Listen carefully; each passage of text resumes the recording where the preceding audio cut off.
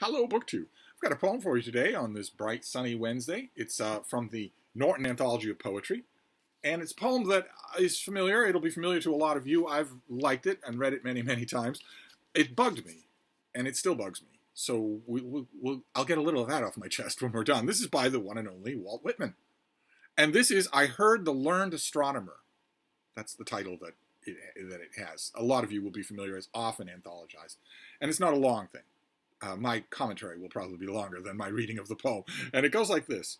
When I heard the learned astronomer, when the proofs, the figures were ranged in columns before me, when I was shown the charts and diagrams to add, divide, and measure them, when I, sitting, heard the astronomer where he lectured with much applause in the lecture room, how soon unaccountable I became, and tired and sick.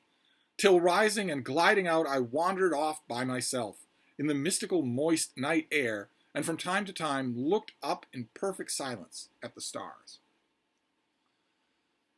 And you can see the action of the poem right away there, right? Which is that the narrator is sitting in a lecture hall listening to an astronomer give measurements and calculations about the stars.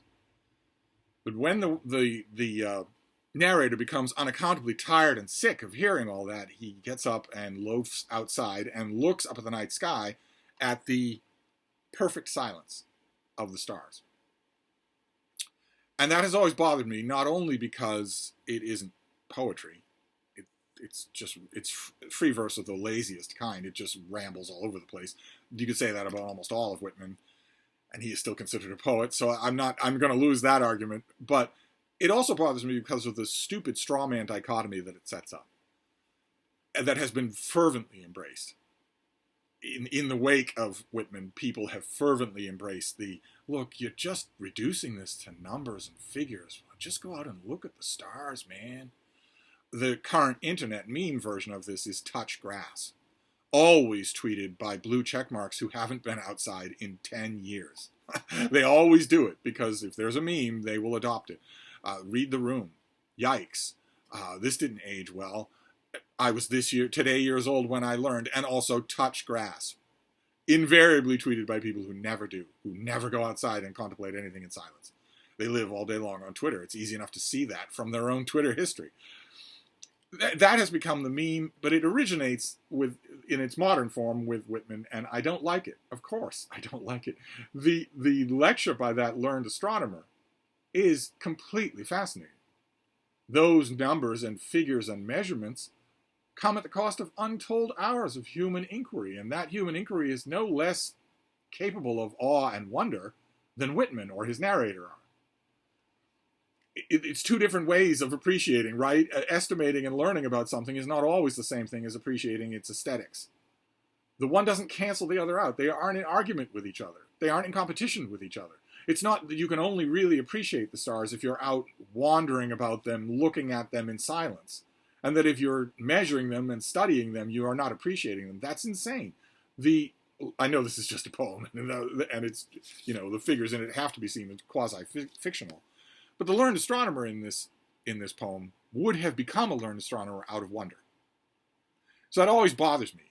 And you see it all the time, especially in the seeker quasi-mysticism that always afflicts a society when that society has abandoned its official religions. Abandoning official religions is a very, very healthy thing for a population to do. But in the wake of that, the psychic reverberation of that is always to embrace mystical hoo-ha. You see it in all empires or civilizations that are entering into a kind of twilight period. And it's regrettable in all cases. And it's everywhere now. I don't know how many young men I know who think that there is some sort of fundamental and non-crossable divide between just sort of, wow, man, appreciating things and studying them. Very much including books. Of course, because of who I am and what I do for a living. When that stupid straw man divide is brought into books, I just want to experience this, man. I want it to blow my mind. You start talking about how this author obviously ripped off these sentiments from some author that he knew when he was 10 years earlier. That just harshes my melon. It just harshes my buzz, dude. I want to drink in this book, and its wisdom with a capital W. I hate it when anybody imports that into books. Just like I hate it in this poem when it's imported into astronomy. So there you go. You have a classic short Walt Whitman poem and a bunch of ranting. Maybe we'll do a poem tomorrow that I approve of. Wouldn't that be something? Anyway, I'll wrap this up and I will see you then. Thank you, BookTube.